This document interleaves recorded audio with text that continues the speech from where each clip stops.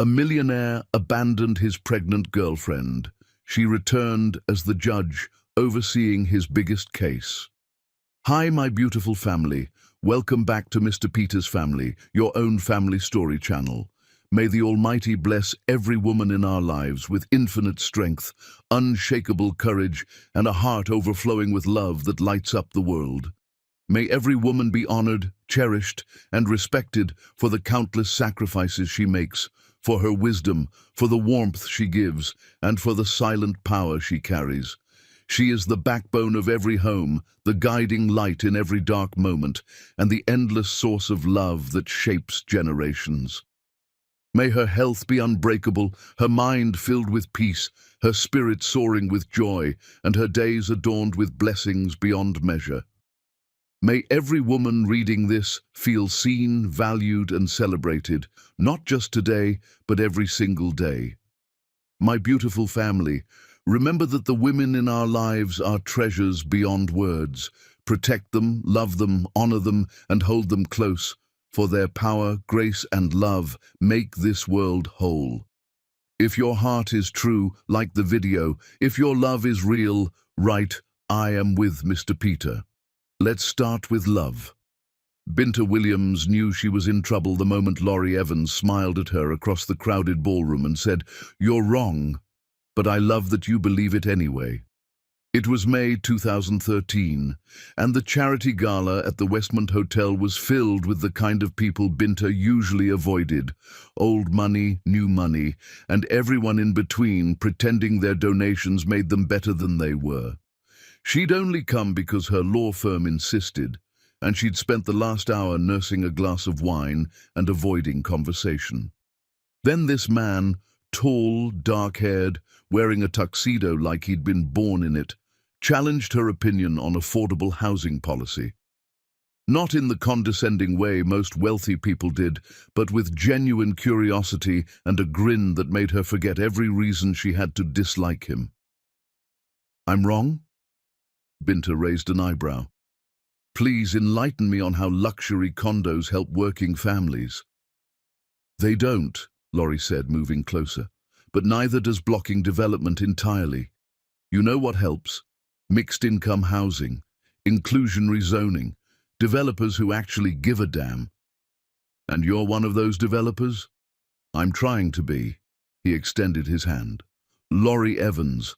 And you're the attorney who just eviscerated the city's redevelopment plan in court last month. I read the brief. It was brilliant." Binta shook his hand, surprised. "You read legal briefs for fun?" "Only the ones that challenge everything my family stands for." His smile turned rueful. "My father wants to tear down neighborhoods and build high-rises. I want to save them, which makes me the disappointment of the Evans family."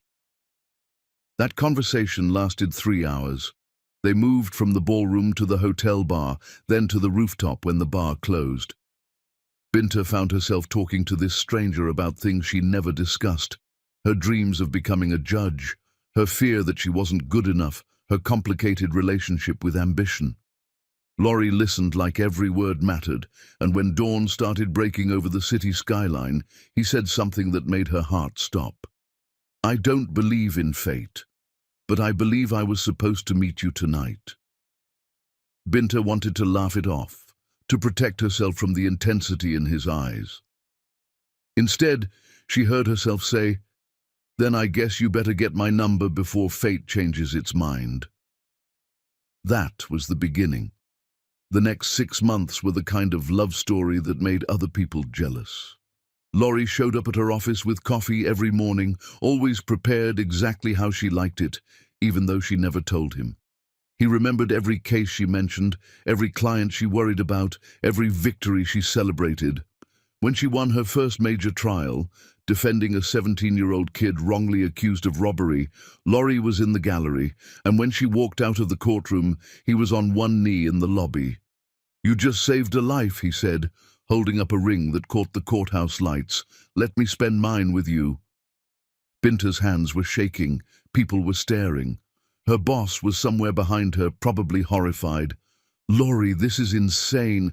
"I know, but I also know I love you. I know I want to wake up next to you every morning. I know I want to build a life that makes you proud." He smiled that devastating smile. "So what do you say, counselor? Will you marry me?" She said yes. The ring was simple. Emerald-cut diamond, elegant and understated. Exactly her style, even though they'd never discussed it. That was Laurie. He paid attention. He cared about details. He made her feel seen in ways she'd never experienced.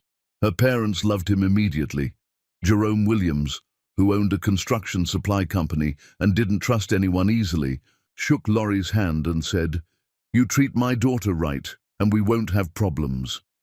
Claudette Williams, the high school principal who'd raised Binta to be independent and strong, pulled her aside and whispered, "That boy looks at you like you hung the moon. Don't let him go." Laurie's family was different. Richard Evans, the CEO of Evans Industries, was all polished smiles and calculating eyes. He shook Binta's hand and said, "So you're the young woman who's captured my son's attention. I hear you're quite accomplished." The words were complimentary. The tone was assessment. Gwen Evans, an artist who seemed softer than her husband, was warmer. She hugged Binta and said, "I'm so glad Laurie found someone who challenges him. He needs that." Madison, Laurie's younger sister, was friendly but distant. She worked in the family company and seemed more interested in talking business than getting to know Binta. Once, Binta overheard Madison on the phone saying something about protecting family interests. At the time, she thought nothing of it. The weekend at the lake house was when Binta realized just how deep she'd fallen. It was late November, and they'd escaped to Laurie's family cabin for 3 days. No work, no phones, no obligations. Just them. They made love in front of the fireplace while rain hammered the windows. They cooked breakfast at midnight because they'd lost track of time. They talked about the future, where they'd live, how many kids they wanted, what kind of parents they'd be. On the second day, Laurie's phone wouldn't stop ringing. Richard calling again and again. Laurie stared at it, jaw tight. "You should answer," Binta said. "It might be important." It's always important to him. His deals, his company, his legacy. Laurie picked up the phone, walked to the dock, and threw it into the lake. Binta ran after him. "Laurie, what are you doing?" "Choosing you." He pulled her close, water lapping at their feet. "Over everything. Over his expectations, over the company, over whatever he wants from me this time, I'm choosing you." She kissed him, tasting rain and certainty. "I'm scared we're too happy." "Then let's be scared together."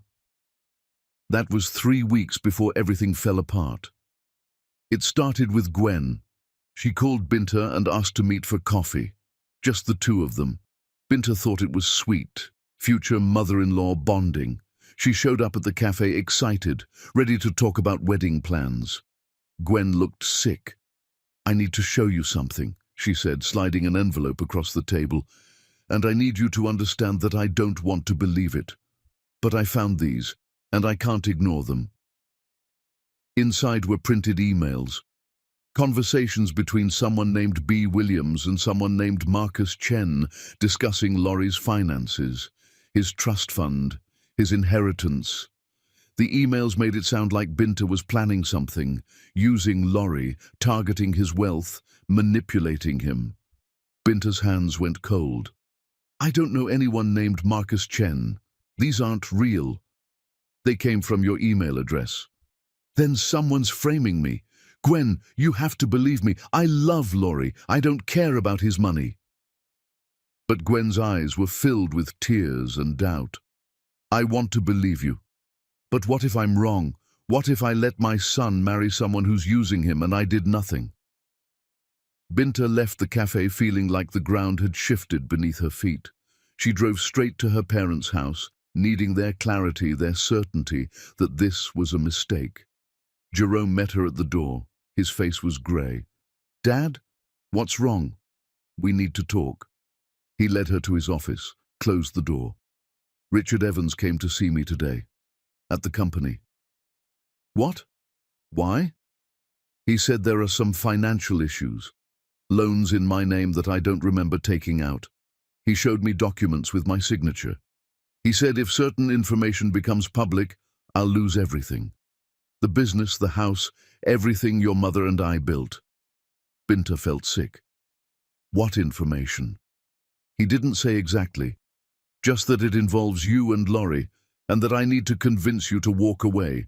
Quietly, permanently. He said the Williams family needs to know their place. This is insane. Dad, you didn't take out those loans. I know that. But baby girl, look at these documents. That's my signature. Someone forged it perfectly. Jerome's voice cracked. And I don't know how to fight a man like Richard Evans. He has lawyers, money, judges in his pocket. If he wants to destroy me, he can. Binta stared at her father, this strong, proud man who'd built his business from nothing, and saw real fear. Not for himself, for her mother, for their family. The choice became clear and terrible.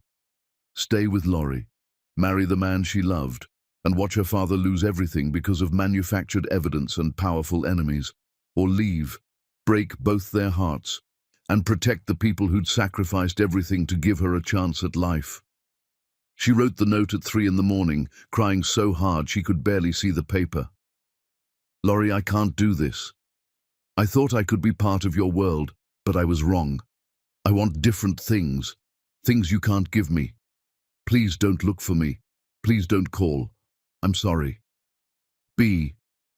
She left it on his doorstep, drove to her apartment, and packed everything she owned.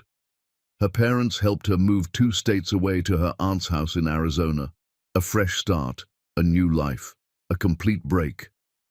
2 weeks later, she took a pregnancy test in a gas station bathroom and watched 2 pink lines appear. She sat on the floor of that dirty bathroom and sobbed, because she was carrying Laurie's child, because she'd thrown away the greatest love of her life, because she'd made a choice that protected everyone except her own shattered heart. And somewhere in California, Laurie Evans was probably reading her note again, believing she'd never loved him at all. 10 years later, Judge Binta Williams looked up from the case file on her desk and felt her world stop, because the name staring back at her from the defendant's information sheet was one she'd spent a decade trying to forget. Laurie James Evans, and in 30 days she'd be presiding over the trial that could destroy him. Chapter 2. The Lives They Built Apart. Binta's chambers were quiet except for the hum of the air conditioning and the distant sound of the courthouse settling into evening silence. She held the case file in her hands, staring at Laurie's name until the letters blurred. Evans Development versus State of California, charges of fraud, environmental violations, conspiracy to commit bribery, the kind of case that could end a career, destroy a reputation, put a man in prison. But it was the note paperclip to the file that made her blood run cold. A handwritten message from the court administrator. Judge Williams, FYI, Judge Vale specifically requested this case be assigned to him. Chief Judge overruled and assigned to you instead. Vale not happy. Be careful. So it was already starting. The pressure, the interference. Her desk phone buzzed. Judge Williams, your 6 o'clock is here. Binta closed the file. Send them in. Tasha Robinson walked in carrying takeout bags and wearing the expression of someone who knew something was wrong. They'd been best friends since law school, and Tasha could read Binta better than anyone. You look like you've seen a ghost, Tasha said, setting the food down. What happened? I got assigned a case today. The defendant is Laurie Evans. Tasha froze. You're Laurie Evans? He was never mine, not really. Binta, you have to recuse yourself. The backup judge is Harrison Vale. Binta met her friend's eyes. You know what he is. Tasha went still. Everyone in the legal community knew about Judge Vale. His rulings favored certain wealthy defendants with suspicious consistency, rumors of connections to powerful families. Nothing proven, nothing official, but everyone knew. Vale's been in Richard Evans' pocket for years, Tasha said quietly. Campaign contributions, golf trips, family vacations together. If you recuse yourself, Laurie doesn't stand a chance. The evidence looks damning, but Vale won't even pretend to be impartial. So what are you going to do? My job. Preside fairly. Let the evidence speak. Binta picked up a fork but couldn't eat. The problem is there aren't any other judges. This district has 4 judges. Me, Vale, Judge Morrison, who's on medical leave with cancer, and Judge Kelso, who just retired last month. They haven't appointed his replacement yet, so it's literally me or Vale. That's it. That's why the chief judge overruled Vale's request, Tasha said slowly, because he knew Vale couldn't be trusted with this case. Which means I'm the only thing standing between Laurie and a corrupt trial. Binta drove home through evening traffic, her mind spinning. But tonight, something felt wrong. A dark sedan with tinted windows had been following her for the last 6 blocks, same one she'd seen yesterday outside the courthouse, and the day before that, outside Rowan's school. She pulled into her driveway and watched the sedan in her rearview mirror. It slowed, stopped 3 houses down, engine idling. Inside, she locked every door and set the alarm. Rowan was in the backyard building something elaborate out of wood scraps and rope.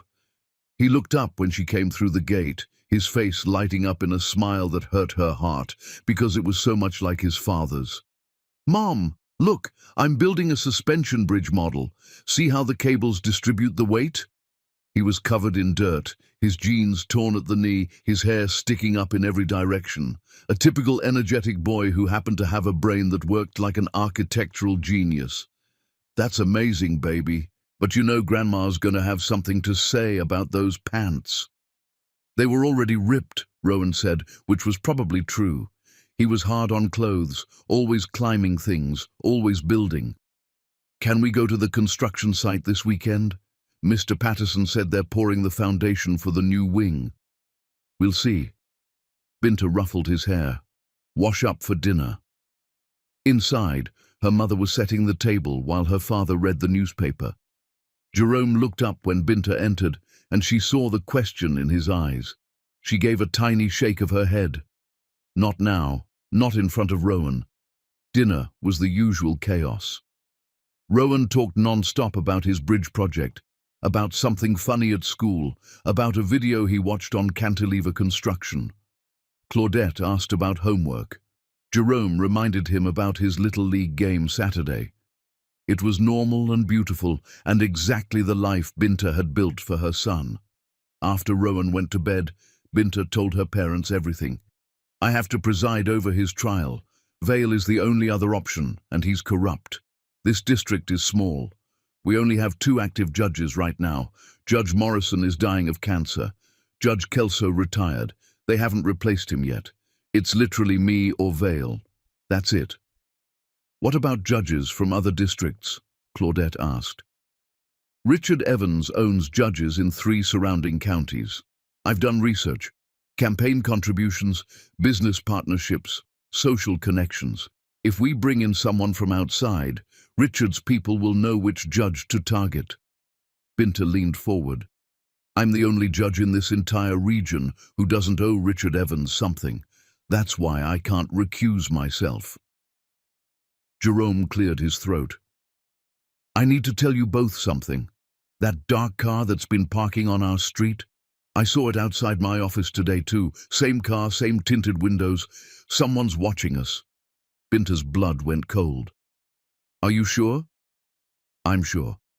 And if Richard Evans is involved in this case," Jerome's jaw tightened, "then we need to be very careful, because powerful men like that don't just threaten. They act." Across the city, Laurie Evans was having a very different kind of evening. "The judge assigned to your case is Binta Williams," Ruth Harper said, sliding a file across his desk. "She's young, brilliant, has a reputation for being absolutely incorruptible, which is good because the evidence against you is clearly manufactured." Laurie had stopped listening after the name. "What did you say?" "Judge Williams." She clerked for the Ninth Circuit, made Superior Court young, and Laurie. Are you okay? He wasn't okay. His hands were shaking so badly he had to set down his whiskey glass. I need a minute. Laurie, do you know her? Is there a conflict? Give me a minute. His voice came out harsh, desperate. Please. Ruth left, and Laurie sat in his expensive office trying to remember how to breathe. Binta Williams. Judge Binta Williams. She'd made it. She'd become exactly what she dreamed of becoming. He pulled up her photo on the court website. Official portrait, robes, calm authority. She was more beautiful than he remembered, more confident, more everything, and in a month she'd be presiding over the trial that could destroy him. His phone rang. Madison. Hey, I heard about your judge assignment. Dad's freaking out. He wants you to file for recusal. No. Laurie, be smart. I said no. He ended the call, immediately regretted it. Madison didn't deserve his anger. The penthouse felt too big, too empty. He'd thrown himself into work after Binta left, built his company into something impressive, closed deals that made headlines, made money that meant nothing. His phone buzzed, text from unknown number. Mr. Evans, this is Derek Thornton. I know you don't want to hear from me, but I need to tell you something important. They're setting you up. The evidence, the charges, all of it. Someone in your own family is behind this. Watch your back. I'm sorry for my part in it. I didn't know what they'd do. Laurie stared at the message. Derek was his business partner. If Derek was involved, if family was behind this. Another text arrived. I'm leaving the country. Don't try to find me. But please be careful. Richard Evans doesn't just ruin people, he makes them disappear. Ask around about Thomas Brennan. Laurie's hands went cold. Thomas Brennan had been CFO at Evans Industries 5 years ago. Quit suddenly, moved overseas, never worked in finance again. The official story was early retirement. He forwarded the messages to Ruth, then sat in the dark trying to make sense of everything. His phone rang again. Unidentified caller. Hello? Laurie Evans. A woman's voice, unfamiliar. This is Nina Foster. I'm the prosecutor assigned to your case. I'm calling to inform you we have additional evidence. Why are you calling me directly? A pause. Because I wanted to hear your voice, wanted to see if you'd sound guilty. And? You sound confused, which is either genuine or you're a good actor. Another pause. Mr. Evans, I don't like cases that are too neat, and your case is wrapped up with a bow. So I'll ask you once, off the record, did you do it? No. Then someone went to a lot of trouble to make it look like you did, and in my experience, that kind of trouble usually means family. She hung up. Laurie stood at his windows, looking out at a city full of lights and lies. His phone buzzed one more time, another unknown number. Stay away from the courthouse, stay away from the trial, stay away from Judge Williams, or everyone you love will pay the price. This is your only warning. The threat was clear, but what the sender didn't know was that Laurie Evans had already lost everyone he loved the day Binta Williams walked out of his life, and he had nothing left to lose except the truth. Chapter 3. The Courtroom Collision. The courthouse steps were crowded with reporters when Laurie arrived for the preliminary hearing. Mr. Evans, how do you respond to allegations of fraud? Will you resign from Evans Development? Is it true your father has disowned you? Ruth Harper cut through them like a knife, her severe expression making even the boldest journalists step back. Laurie followed, keeping his head down, trying to ignore the cameras and shouted questions. Inside, the courthouse was quieter but no less intimidating. Security, metal detectors, the smell of old wood and older secrets. Ruth led him to the second floor, to a courtroom with high ceilings and rows of wooden benches. Remember, Ruth said quietly, be respectful. Don't react to anything the prosecution says. And for God's sake, don't stare at the judge. Why would I? because I saw your face when I said her name. Whatever history you have, bury it. Right now, she's Judge Williams, and you're the defendant. That's all." The bailiff called court to order. Everyone stood. Binta walked in through a side door, wearing black robes that made her look untouchable and powerful. She moved with confidence, with authority, with certainty. She didn't look at him, not even a glance. "Please be seated," she said, her voice clear and professional. "We are here for the preliminary hearing in the matter of the people of California versus Laurie James Evans. Counsel, please state your appearances." Ruth stood. "Ruth Harper for the defense, Your Honor." Nina Foster rose from the prosecution table. "Nina Foster for the people." "Thank you." Binta opened the file. "This court has reviewed the charges and the initial evidence. Mr. Evans, you are charged with fraud, conspiracy to commit bribery, and environmental violations. How do you plead?" Ruth answered for him. "Not guilty on all counts, Your Honor." "So noted. The court sets trial to begin in 30 days. Your Honor," Ruth interrupted, "the defense respectfully requests that you recuse yourself from this case." The courtroom went silent. Binta's expression didn't change. "On what grounds, Ms. Harper?" "The defense has reason to believe Your Honor may have a personal connection to the defendant." "I see." Binta's voice was ice. "Ms. Harper, I can assure you I will be scrupulously fair. However, if you wish to file a formal motion, you may do so." "Your Honor, if you recuse yourself, the case would be assigned to Judge Harrison Vale. Judge Vale has documented connections to Richard Evans, the defendant's father, campaign contributions, social relationships, business dealings. If anyone should be recused, it's Vale, not you."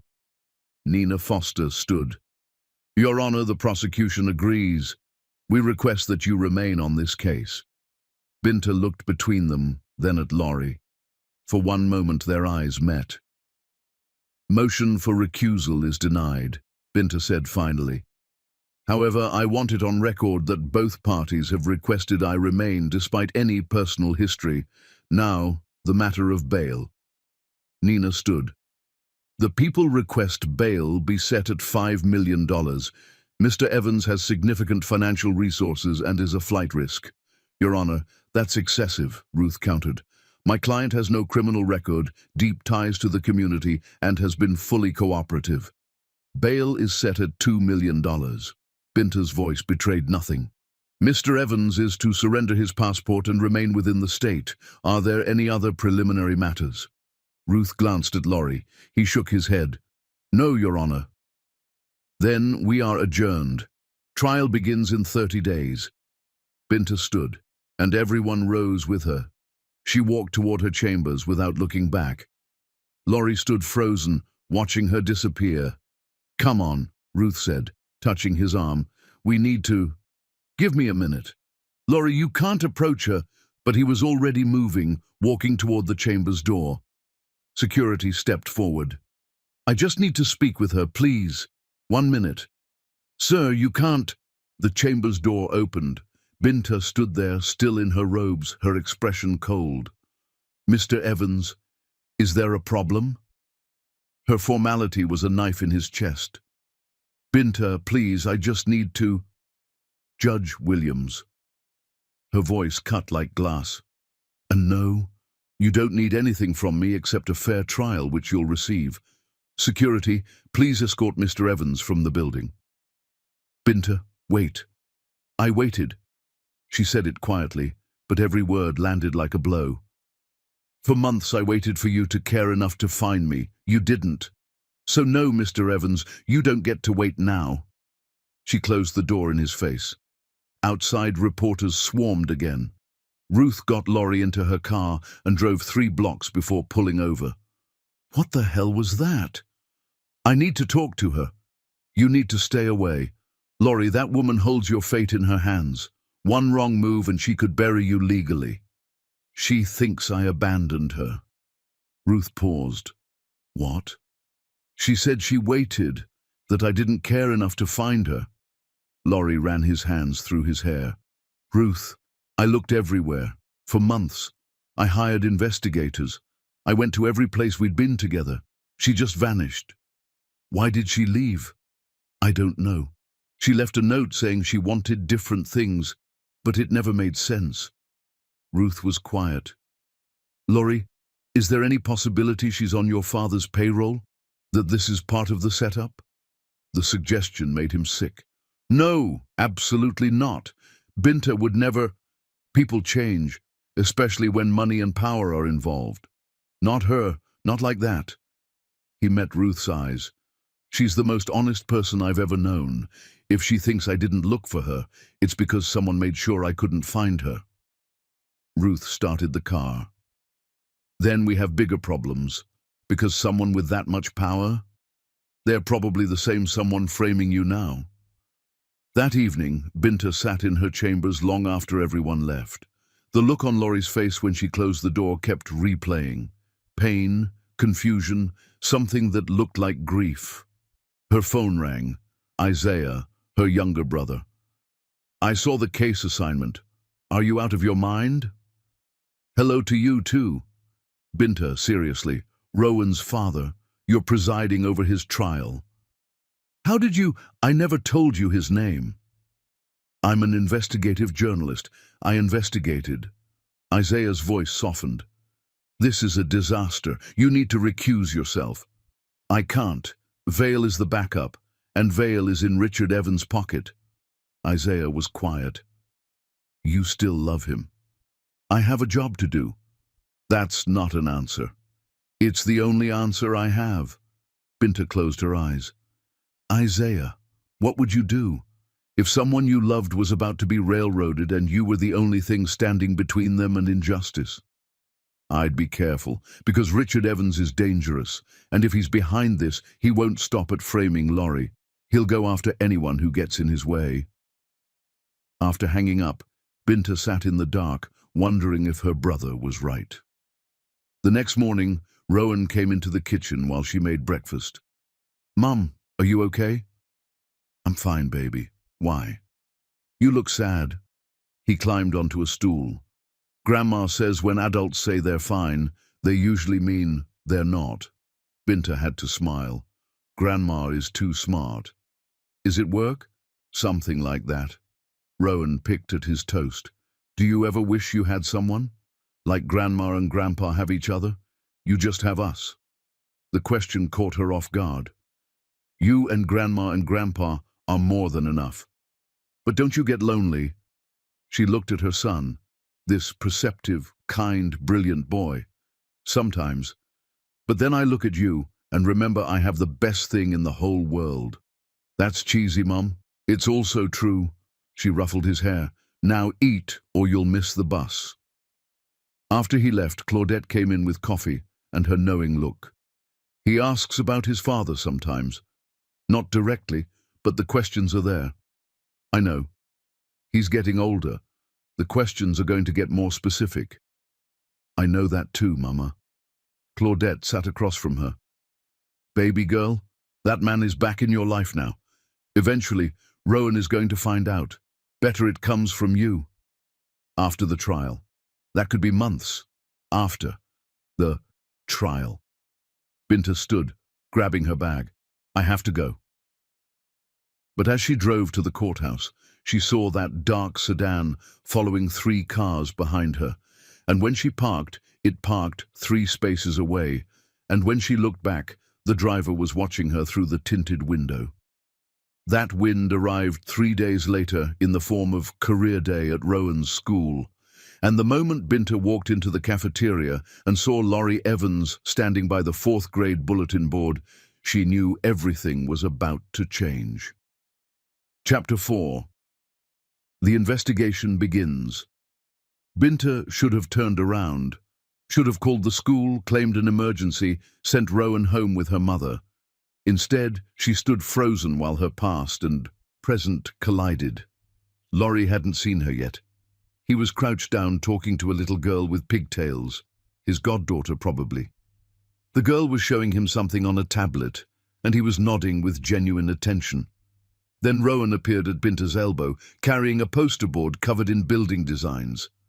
"Mom, come on, we're setting up. Mr. Patterson said I could go first." He grabbed her hand and pulled her forward. They were halfway across the cafeteria when Laurie looked up. Their eyes met.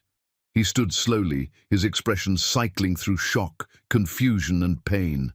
Binta forced herself to keep walking, to follow her son, to pretend her heart wasn't trying to beat out of her chest. The gym was chaos. Parents everywhere, kids running between tables, teachers trying to maintain order. Rowan set up his display at a table near the back. Architectural drawings, a scale model made from cardboard and wood, detailed notes about load-bearing structures. "This is amazing," Binta said, and meant it. "Did Grandpa help?" "I did most myself. Grandpa just showed me how to use the level." Rowan was vibrating with excitement. "Do you think people will like it?" "They're going to love it." Other parents filtered in. A doctor, a chef, a pilot, and then Laurie, escorted by his goddaughter, setting up at the table next to theirs. He had blueprints, real ones, photos of buildings he'd designed, a model of a mixed-use development that was both beautiful and functional. "Uncle Laurie is an architect," the little girl announced. "He builds buildings that help people." "Urban developer, sweetie," Laurie corrected gently. "But yes." He hadn't looked at Binta directly, but she felt his awareness of her. The presentations began.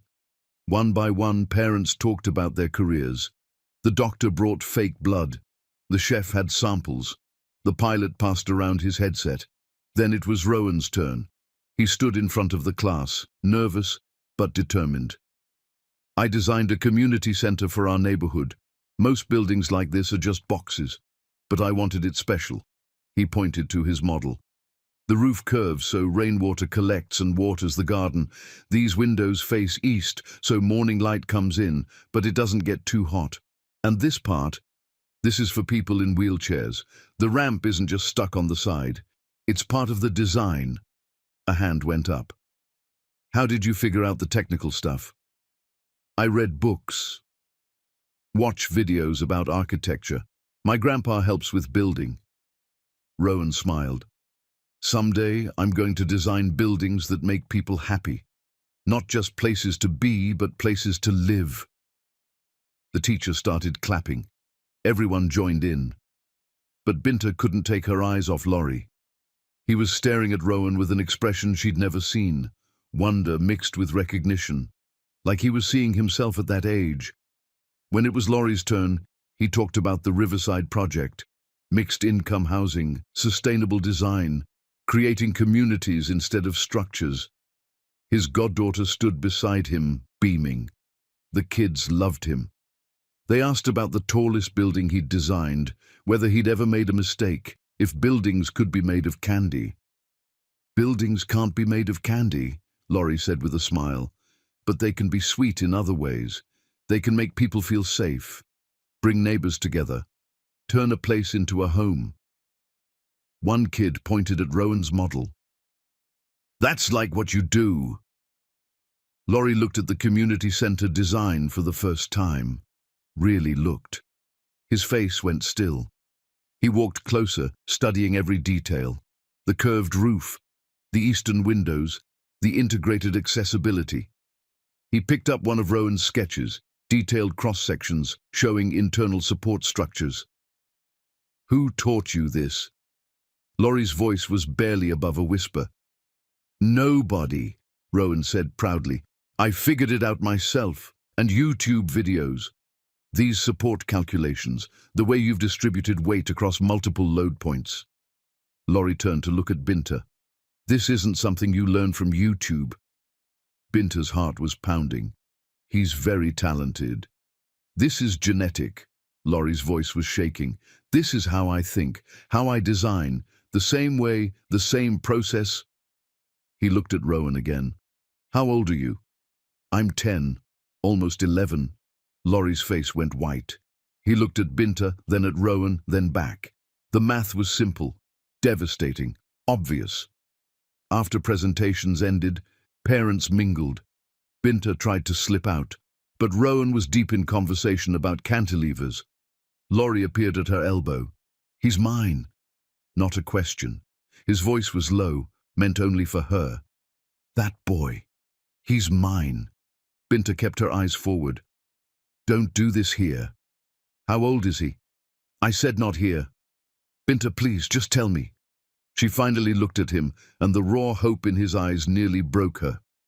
"He's my son. That's all you need to know. I saw his drawings, the way he thinks about space and structure." Laurie's voice cracked. "That's not learned. That's innate. That's genetic. And he's exactly the right age." "Stop. Is he mine?" Before she could answer, Rowan ran over, his face flushed with excitement. "Mom! Mr. Patel wants to submit my design to a student competition." "That's wonderful, baby!" Binta touched his shoulder, hyper-aware of Laurie standing right there. "We should go. I have to get back to work." "But Mom?" Rowan finally noticed Laurie. "Oh, you're the developer guy. Your buildings are awesome." Laurie crouched to Rowan's eye level, and Binta's heart stopped. Side by side, the resemblance was unmistakable. Same jawline, same way of tilting their head, same hands, long-fingered and expressive, same eyes that lit up talking about construction. "Thank you," Laurie said, his voice thick with emotion. "Your community center design is really impressive. How long did it take you?" "A few weeks. I kept changing stuff because I wanted it perfect." Rowan glanced at his model. "My grandpa says I'm too much of a perfectionist." "Perfectionism in design isn't a flaw, it's passion. Don't lose that." Laurie reached out hesitantly, then stopped himself from touching Rowan's shoulder. "Can I ask you something? When you design, do you see the whole building in your head first? Like you can walk through it before it exists?" Rowan's eyes went wide. "Yes, exactly. Nobody else understands that." "I do, because I see things the same way." Laurie looked up at Binta, tears in his eyes. "It's genetic, the way his mind works." "We need to go," Binta said tightly. "Mom, can we talk to him more? Please, he actually gets it." "Rowan, not now." "But I said not now." It came out harsher than she intended. Rowan's face fell. Laurie stood. "It's okay, but maybe—" He pulled out a business card, handed it to Rowan. "If you ever want to talk about architecture or see a real construction site, give me a call, with your mom's permission." Rowan took the card like it was treasure. "Really? Really?" Laurie looked at Binta. "I'd like that very much." Binta practically dragged Rowan out. They were halfway to the car when she realized Laurie had followed them into the parking lot. "Binta, wait, please." She turned on him. "What part of not here did you not understand?" "He looks exactly like Madison did at that age. Exactly. Same face, same mannerisms, same way of explaining things." Laurie's voice was shaking. "The way he thinks about design. It's how I'm wired, how my sister's wired. It's genetic." "What do you want me to say?" "I want you to tell me the truth. Is he mine? Does it matter? Does it—" Laurie looked like she'd slapped him. "Are you seriously asking if it matters whether I have a son?" Rowan was already in the car, distracted by his phone. Binta stepped closer, keeping her voice low. "You want the truth? Fine. Yes, he's yours. Happy now?" Laurie's legs seemed to give out. He leaned against a car, his face draining of color. "Oh my God." "But knowing changes nothing. You're still a defendant. I still have a trial to preside over. And Rowan still doesn't know who his father is because I never told him." "Why not?" "Because the last time I saw you, your family was threatening to destroy mine. Because I left to protect everyone, including you. Because I've spent the last decade building a life where my son feels safe and loved." She was breathing hard, years of buried pain rising. Laurie stared at her like he was seeing her for the first time. "They threatened you, my family. Your mother said I was using you. Your father said mine would lose everything if I didn't leave. He had forged loan documents. He was ready to destroy everything we had. Binta, I didn't know, I swear. Of course you didn't. You were the golden son. It was unfair and she knew it. Stay away from Rowan. Stay away from me outside that courtroom, or I'll recuse myself and let Vale destroy you. She got in her car and drove away, leaving Laurie standing alone. In her rearview mirror, she watched him crumple against the car, his head in his hands. That night, Rowan asked questions while they made dinner. Mom, that guy at school, the developer, he seemed nice. Uh-huh. Binta focused on chopping vegetables, and he kind of looked like me. Did you notice? Her knife slipped. What? His face, the shape, and his hands. They're like mine. Rowan was arranging pasta, oblivious to the bomb he'd dropped. We think about buildings the same way too. It was weird how much he understood. Probably coincidence. But wouldn't it be cool if he was related? Then maybe he could teach me real architecture stuff. He said I could call him to see a construction site. Binta set down the knife. Baby, come here. Rowan looked up, worried. Did I do something wrong? No, but I need to tell you something. She pulled him close. That man, Laurie, he's not just some developer. What do you mean? She couldn't do it. Not yet. Not like this. I mean, he's someone I knew a long time ago, before you were born, and it's complicated. Complicated how? Complicated grown-up how? But I promise I'll explain when the time is right. Rowan studied her face. Does this have something to do with my dad? Binta's heart stopped. Why would you ask that? Because whenever I ask about him, you get this look on your face. Like you're sad but trying not to show it. And you had that same look today. He shrugged. I'm not a little kid anymore, Mum. I notice stuff. She held him tight, breathing in the smell of his shampoo. You're too smart for your own good. Grandma says that too. Later, after Rowan was in bed, Binta sat in her home office and opened her laptop. She pulled up the case file. Evans Development versus State of California. The evidence was damning. Signed documents authorizing bribes, approved environmental reports with falsified data, recorded phone calls discussing illegal payments. But something bothered her. The evidence was too perfect, too complete. Like someone had created a narrative and then manufactured every piece to support it. She started making notes, timeline discrepancies, documents signed when Laurie was provably out of the country, phone calls allegedly made from his office when security footage showed he was elsewhere. Her phone buzzed, text from unknown number. This is Ruth Harper. I know we can't discuss the case, but I wanted you to know. Laurie didn't stop looking for you. He hired investigators, spent 2 years searching. Someone made sure he couldn't find you, thought you should know. Binta stared at the message, her hands shaking. Another text. Also, he just found out he has a son. He's devastated he missed 10 years. But he's not angry with you. He said you must have had a good reason. That's the kind of man he is. She threw the phone across the room, but it buzzed again before it landed, this time from Isaiah. Sis, I've been investigating the Evans case. You need to see what I found. It's not Laurie who's guilty. It's his father, and Madison. And I can prove it. But before Binta could respond, her home security system started screaming. Someone was trying to break into her house. And through the window, she saw 2 figures in the backyard, moving toward Rowan's room. Chapter 5. DNA and Danger. Binta grabbed the baseball bat from the hallway closet and ran toward Rowan's room. Jerome was already there, standing in front of the door with his own bat.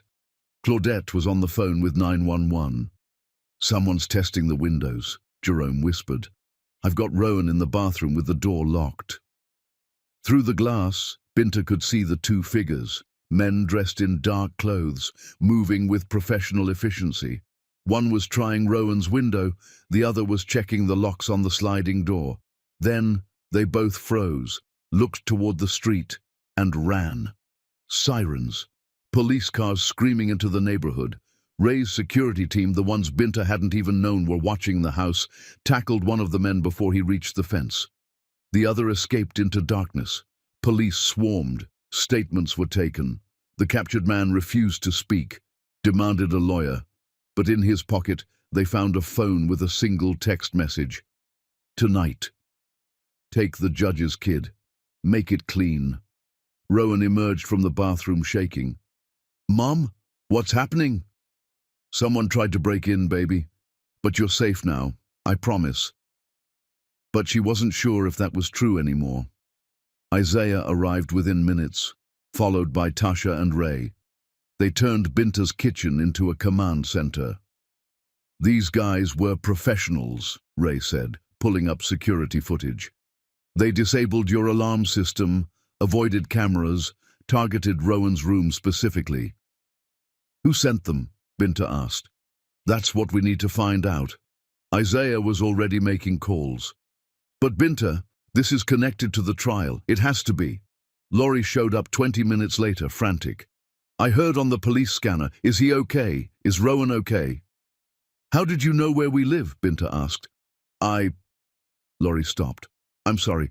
I had someone find your address after career day. I needed to know where my son lives, needed to know he was safe. And then tonight, I heard the address on the scanner. He's fine. We're all fine. Can I see him? Please? I just need to see him. Rowan came down the stairs then, wearing pajamas, looking small and scared. When he saw Laurie, he stopped. You're the architect guy. I am. Laurie crouched, keeping his distance. I heard what happened. I wanted to make sure you were okay.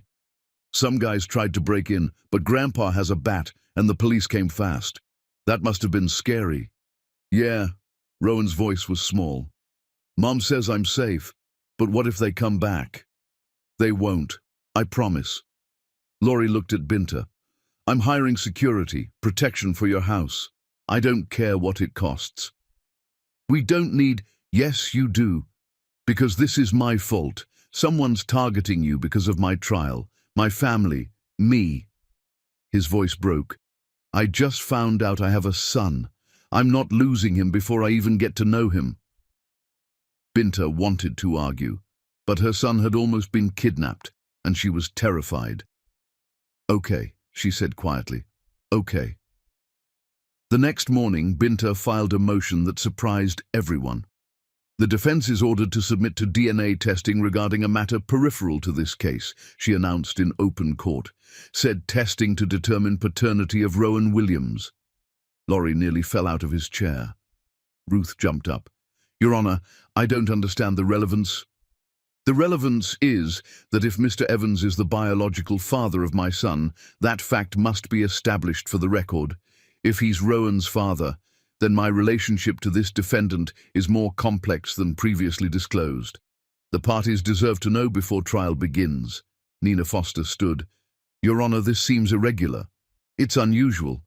But given last night's break-in targeting my son, I believe establishing paternity is relevant to potential witness intimidation charges. Binta met Laurie's eyes. Mr. Evans, do you consent to DNA testing? He found his voice. Yes, absolutely. Testing will be conducted within the week. Court is adjourned. The media explosion was immediate. Judge's secret son, defendant the father, judicial ethics questioned, romance and revenge, the trial shocking California. Binta ignored all of it. She drove straight to Rowan's school and checked him out early. Mum, what's going on? Rowan asked as she buckled him in. Why are all those people with cameras? Because sometimes adults make things complicated. She pulled out, avoiding reporters. Baby, we need to talk about something important. They went to the park, their park, where she used to push him on swings. They sat on a bench, and Binta took her son's hands. Remember how you asked about your dad? Rowan's eyes went wide. Yeah? The man from career day, Laurie. He's your father. Silence. Rowan stared at her, processing. Then his eyes filled with tears. The developer guy? Yes. But why didn't you tell me? Why isn't he around? His voice was rising. You said my dad wasn't ready to be a parent. You said he left. I know what I said, and I'm sorry I lied. No! Rowan pulled his hands away. You lied to me my whole life. You let me think my dad didn't want me. That's not what happened. Then what did happen? Because it seems like you just decided I didn't deserve to know him. Rowan was crying now. Did he even know about me? No. I never told him I was pregnant. Why not? Because his family, his father and sister, they did something really bad. They threatened Grandpa Jerome. They said they'd destroy our family if I didn't leave. So I left to protect everyone. But you didn't even give him a choice. Maybe he would have helped. Rowan stood up, backing away. You just decided for everyone, and now I don't have a dad because of you. Rowan, please. I don't want to talk to you right now. He ran toward the playground, not really going anywhere, just needing to be away from her. Claudette appeared from by the car, giving them space. Let me try, baby. Binta watched her mother approach Rowan, watched them sit together on the swings, watched her son cry against his grandmother's shoulder. Her phone rang. Ruth Harper. The DNA test is scheduled for tomorrow. Laurie wants to know if he can meet Rowan properly afterward, somewhere neutral. He's angry with me right now, finding out his father exists, and I never told him. Binta's voice broke. He's so angry. Then let Laurie help. Let them meet. Kids are resilient, but they need honesty. The DNA testing took 15 minutes. Rowan was silent the whole time, avoiding looking at his mother. Results in 3 days, the technician said cheerfully. Those 3 days were the longest of Binta's life. Rowan barely spoke to her. He stayed in his room, working on building projects with intensity that worried Claudette. Jerome tried talking to him, but Rowan just said he wanted to be alone. Meanwhile, Isaiah was digging into Richard Evans' background. Richard has a history, Isaiah said, spreading documents across Binta's kitchen table. Thomas Brennan, the former CFO who supposedly retired, he was pressured out after discovering irregularities, a city councilman who opposed Richard's development, his house burned down, a reporter investigating Evans Industries, car accident, survived but stopped investigating. You're saying Richard makes problems disappear. I'm saying Richard Evans is dangerous, and right now, you and Rowan are problems. Ray increased security, armed guards outside, security escorts for Rowan, cameras everywhere. On the second day, Binta came home to find Rowan in the backyard, surrounded by wooden pieces and blueprints. What are you building? Nothing. But she could see it was another structure, more complex than anything before. Baby, I said, don't call me that. She sat in the grass beside him. I'm sorry. For lying. For keeping your father from you. For making decisions that hurt you. I thought I was protecting you, but I see now I was also protecting myself. I was scared of losing you if you knew the truth. Rowan kept working, but his hands were shaking. Did you ever think about telling me? Every single day. Then why didn't you? Because I was scared. Scared his family would hurt us again. Scared you'd hate me. Scared I'd lose you. And scared maybe I'd made the wrong choice and couldn't undo it. I don't hate you. His voice was small. I'm just really mad. I know. And confused. I know that too. And I want to meet him. My dad. For real. Binta touched his shoulder, relief washing through her when he didn't pull away. You will. I promise. The results arrived on the third day. Binta sat alone in her office and opened the envelope with shaking hands. Probability of paternity, 99.9% she'd known, but seeing it made it real. Her phone rang. Laurie. Did you get the results? Yes. Silence. Then, can I see him, please? I don't want anything from you. Don't want to disrupt your life more. I just want to meet my son. Tomorrow night, 6 o'clock, our house. She gave him the address. And Laurie? He's angry with me. He thinks I stole his father from him. I won't make it worse, I promise. That evening, she told Rowan his father was coming to dinner tomorrow. What if he doesn't like me? Rowan asked, vulnerability in his voice. He's going to love you. You're brilliant and kind and amazing. What if I don't like him? Then we'll figure it out. But Rowan, I think you're going to like him, because he's a lot like you. The next evening, Laurie arrived exactly at 6, holding flowers for Claudette and looking terrified. Binta answered the door. They're beautiful. Come in. Inside, the house smelled like Claudette's cooking. Jerome was in the living room, watching. Rowan was upstairs, too nervous to come down. Laurie stood in the hallway, taking everything in. Photos on the walls, Rowan at every age, birthday parties, school plays, little league games, a whole life he'd missed. I'll get him, Binta said. She found Rowan sitting on his bed. You ready? What if I say something stupid? You won't. They came downstairs together. Rowan stopped 3 steps from the bottom, staring at Laurie. Laurie stared back, and Binta saw the exact moment his composure cracked, when he really saw his son and realized this was real.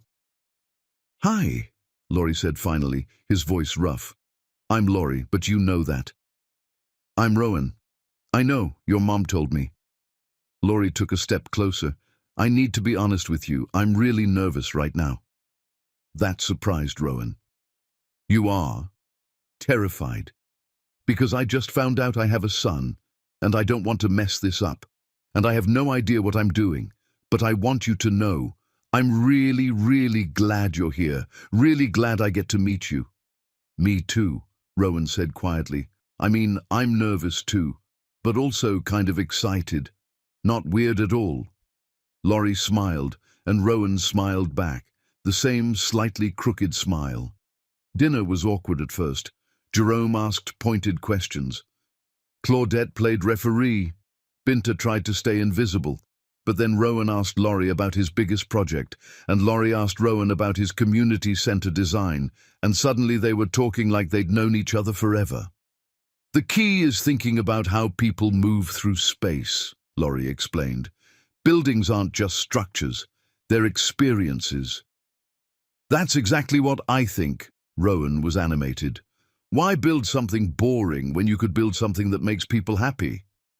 Exactly. They moved to the living room. Rowan showed Laurie his portfolio. Laurie looked at every design carefully, asking questions, making suggestions, treating Rowan's work with respect. You're really talented, Laurie said finally. Not just for your age, just talented, period. Rowan beamed. Do you think I could see one of your construction sites sometime? Absolutely, as long as your mom is okay with it. They both looked at Binta.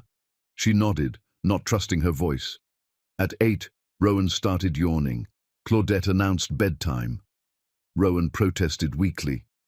Can you come back? He asked Laurie. Like, not just once. Regularly.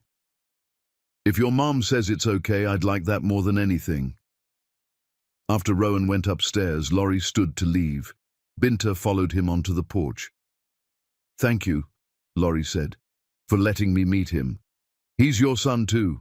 I missed so much. His voice was thick. First steps, first words, first day of school. All of it. I know, and I'm sorry. Don't be. Just let me be part of the rest. He looked at her in the porch light. I'm not asking for us to be together. I'm not asking for anything except the chance to know my son. Okay. Okay? Joint custody. We'll work out a schedule.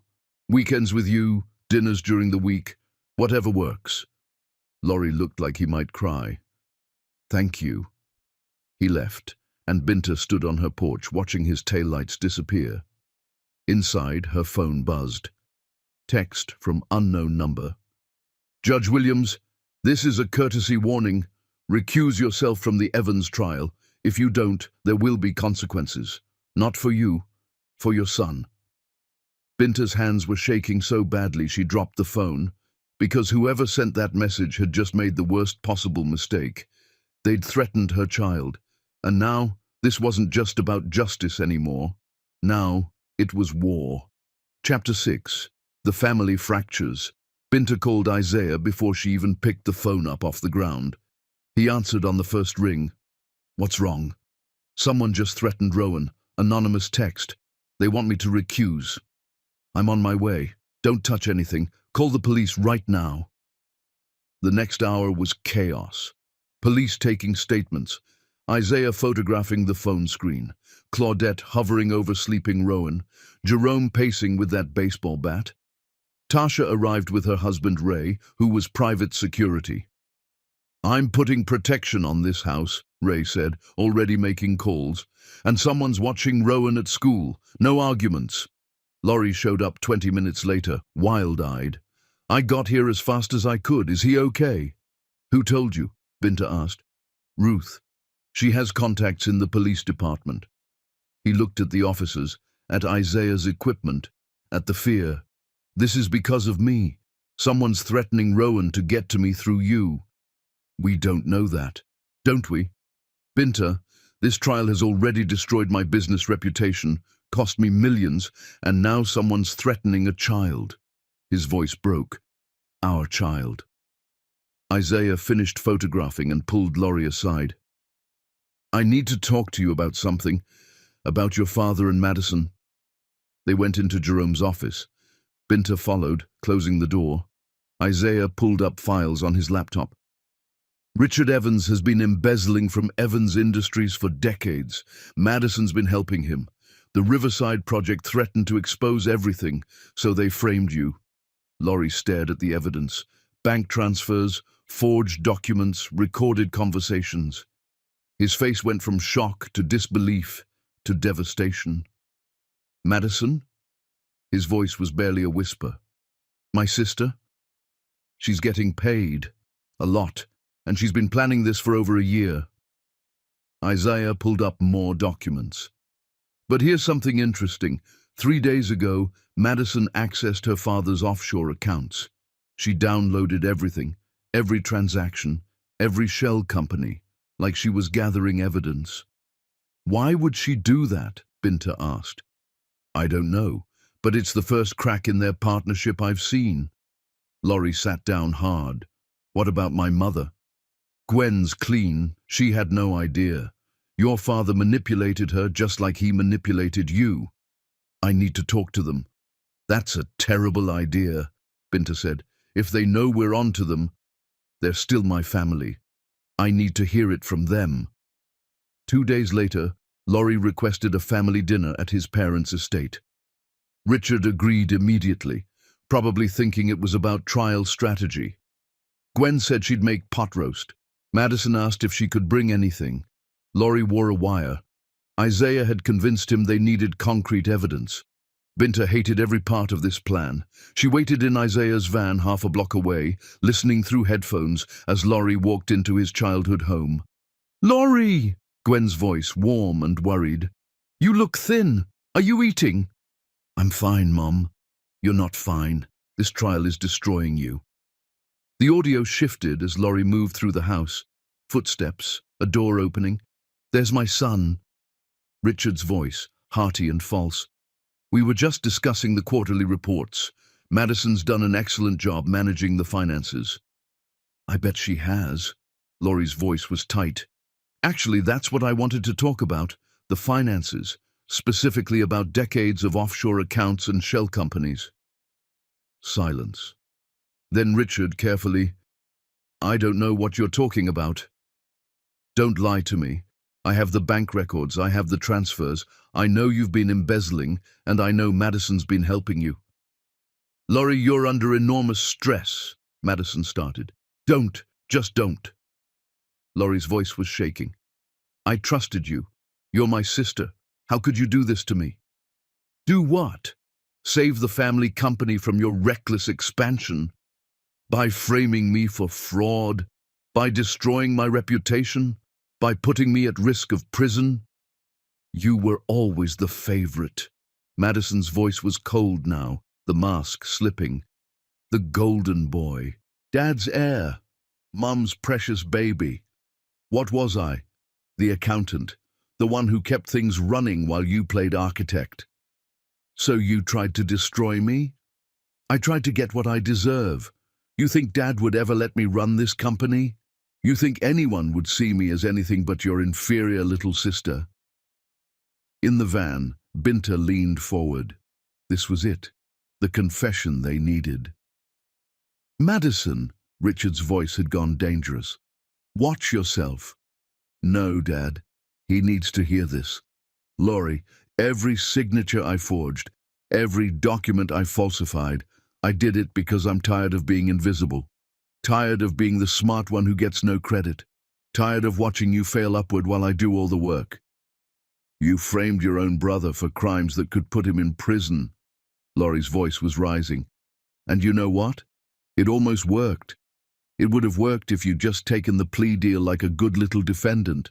But no, you had to fight. You had to drag Judge Williams into this. Madison laughed bitterly. Did you really think we wouldn't find out about your secret son? About your precious Binta who's suddenly presiding over your trial? You leave them out of this. They're already in it. Why do you think I sent those men to grab the kid? One little scare, and Judge Williams would have recused herself. Vale would have taken over. You'd be in prison by now, and this would all be over. The recording captured everything. Richard trying to shut Madison up, Madison spiraling, revealing detail after detail. How she'd forged Laurie's signatures, how she'd bribed the witnesses, how she'd planned the whole frame-up. But then Madison said something that made Binta's blood run cold. And you know what the best part is? Even after I gathered all this evidence against Dad, even after I realized what a monster he is, I still went through with destroying you, because some part of me enjoyed it, enjoyed watching the golden boy fall. Her voice broke on those last words, not triumph, regret. But then I saw your son's drawings at that career day, Rowan's designs, and I realized he has our gift, that genius for seeing spaces, for understanding structures, and I'm destroying that. I'm destroying something beautiful because I'm too weak to stand up to Dad, too jealous to let you have anything good. Madison. Laurie's voice was softer now. I'm sorry. I know it's too late, but I'm sorry. For all of it. For helping Dad 10 years ago when he threatened Binta's family. For framing you. For sending those men after Rowan. You did what? Laurie's voice went deadly quiet. I sent them. Dad told me to, but I'm the one who arranged it. And then when they failed, when that kid looked so scared in those news photos, Madison's voice broke completely. I realized I'd become him. I'd become Dad, and I can't do this anymore. Something crashed. Gwen screaming, Richard shouting. In the van, Binta ripped off the headphones and ran toward the house, Isaiah and police right behind her.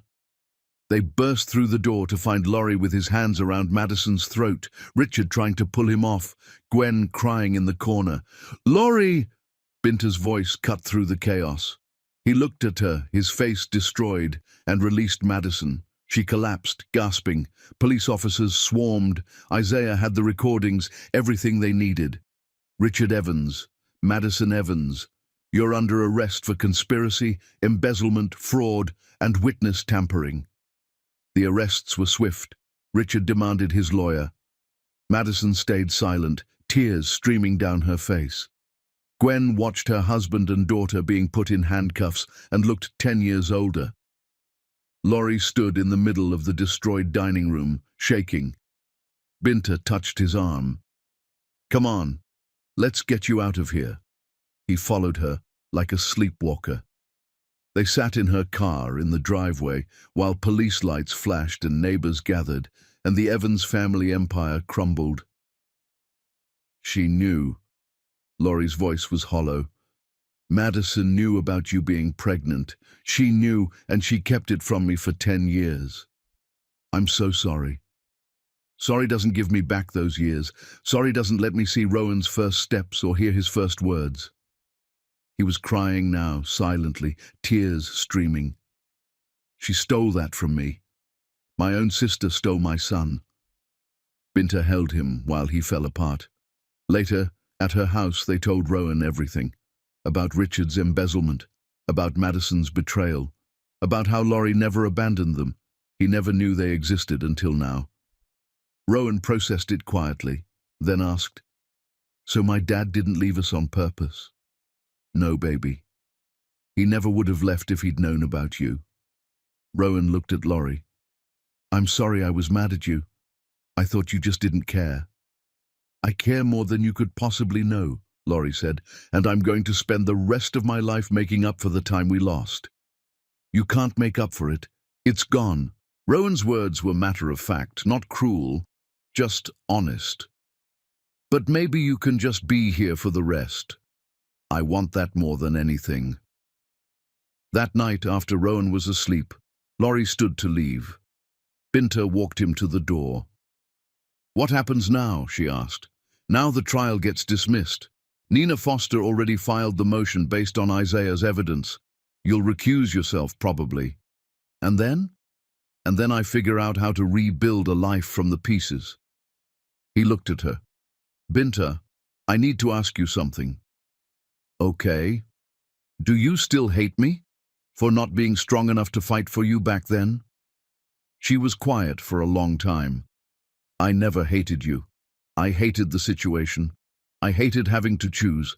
I hated that your family was powerful enough to destroy mine."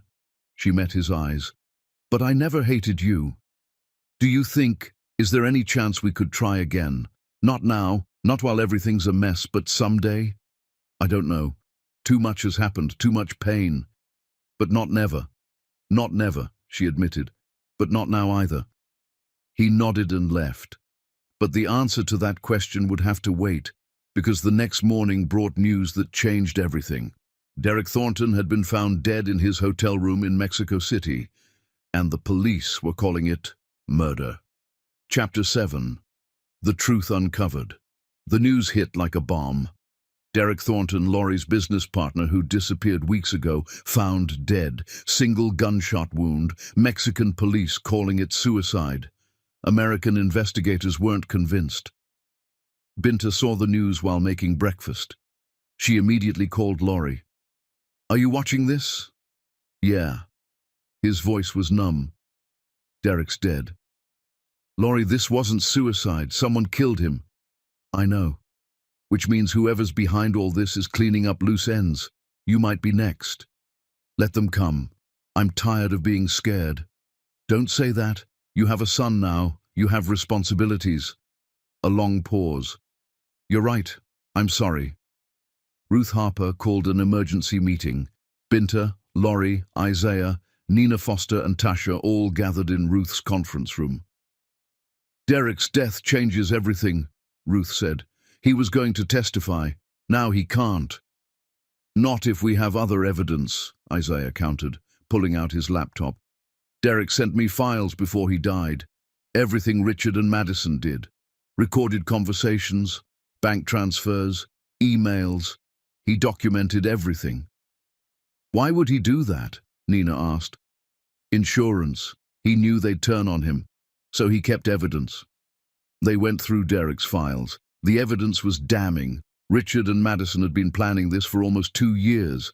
They'd forged documents, bribed officials, created fake evidence. "There's more," Isaiah said, pulling up a folder labeled Binta Williams. "Derek investigated what happened 11 years ago. Richard didn't just threaten Jerome. He actually forged loan documents in Jerome's name, created fake debt, was ready to bankrupt him if Binta didn't leave." Binta felt sick. "My father could have gone to prison for debt he didn't owe." Richard would have made sure of it. He had judges in his pocket, prosecutors ready to file charges. "That's why I left," Binta said softly. "I saw those loan documents. I believed they were real. Nina stood, pacing. Okay, so we have evidence of massive conspiracy. Richard and Madison framing Laurie, embezzling, destroying anyone who gets in their way. Derek's dead. Jerome was threatened. Binta was forced to leave. She turned. But we still need to prove Richard and Madison killed Derek. The Mexican police will rule it suicide because they're paid to, Isaiah said. We need our own investigation. I know people, Ray said from the door. Former FBI. They can look into this quietly. The motion hearing was scheduled for 2 days later. Binta recused herself officially, citing her relationship with Laurie and Rowan. Vale took over. She sat in the gallery watching as Nina presented the evidence. Bank records, Derek's files, recorded conversations, Isaiah's testimony about his investigation. Vale listened with a stone face. This is all very interesting, Miss Foster, but it doesn't prove Mr. Evans is innocent. It simply suggests others may also be guilty. Your Honor, the evidence clearly shows a conspiracy, but not whether Mr. Evans participated. Vale closed the file. Motion to dismiss is denied. Trial will proceed as scheduled. The courtroom erupted. Ruth was objecting. Nina was arguing. Laurie looked punched. That evening, Isaiah published his investigation. Every detail, every document, every piece of evidence showing Richard and Madison's crimes. The story went viral within hours. Evans' family conspiracy, father and daughter frame son. Embezzlement scheme spanning decades exposed. Judge forced to flee to protect family. By morning, the FBI had opened an official investigation. The state attorney general announced charges against Richard and Madison, and Judge Vale recused himself, citing media attention making an impartial trial impossible. Laurie called Binta, his voice shaking with relief. It's over. The charges are being dropped. Nina's filing dismissal with prejudice. Thank God. There's more. The FBI wants to talk to you and Jerome about the original threats. They think they can add witness tampering to Richard's charges. Over the next few days, everything moved fast. Richard and Madison were denied bail, flight risk. Gwen filed for divorce. Evans Industries appointed an interim CEO, and Laurie started trying to rebuild his life. He spent more time with Rowan, took him to construction sites, taught him about load-bearing walls and foundation integrity. Rowan soaked it up, asking endless questions. One afternoon, Binta came home to find them in the backyard building something together. "What's this?" she asked. "A treehouse," Rowan announced proudly. "Dad's helping me design it." Jerome was there too, holding lumber while Laurie measured. The two men who'd been on opposite sides were now working together, united by their love for the same boy. "It's going to have a pulley system for bringing stuff up," Rowan explained, "and windows on all sides, and a secret compartment." "It sounds amazing. Want to help?" So Binta found herself in her backyard, hammering nails and holding boards, working alongside Laurie for the first time in over a decade. When Rowan ran inside for lemonade and Jerome followed, Laurie and Binta were alone in the half-built treehouse. "He's a good kid," Laurie said quietly. "You raised him right. We had help. My parents are basically co-parents. Still, you did this alone for 10 years. That's..." He shook his head. "I don't have words for how strong that is. I didn't feel strong. I felt scared and alone, and like I was failing him every day." "You weren't failing him. Look at him, Binta. He's confident, brilliant, kind. That's all you. And you. The architecture thing, that's genetic. That's you." They worked in silence for a moment. "Can I ask you something?" Laurie said finally. "That night you left, the note you wrote, did you mean it? That you wanted different things?" "No, I lied because I had to." "Why didn't you tell me what my family did?" "Because you would have fought them, and they would have destroyed my father. I couldn't let that happen." "So you sacrificed everything to protect him, to protect me." "I protected everyone except myself." Laurie touched her hand where it rested on a board. For what it's worth, I would have chosen you. Over the company, over my inheritance, over everything. I know. That's why I didn't give you the choice. Before either could say more, Rowan came back with lemonade and the moment passed. But that night, after Laurie had gone home and Rowan was asleep, Binta sat in her bedroom and thought about second chances and forgiveness and whether some bridges could be rebuilt after being burned. Her phone rang. An unknown number. She almost didn't answer. Judge Williams? A woman's voice, shaking. This is Gwen Evans. I know I have no right to call, but I need to talk. About what Richard did. About what I should have seen, but didn't. They met the next day at a small cafe. Gwen looked exhausted, older, wearing sunglasses to hide swollen eyes. I'm divorcing Richard, she said without preamble. I've moved out, filed papers. I'm sorry. Don't be. I should have done it years ago. Gwen took off her sunglasses.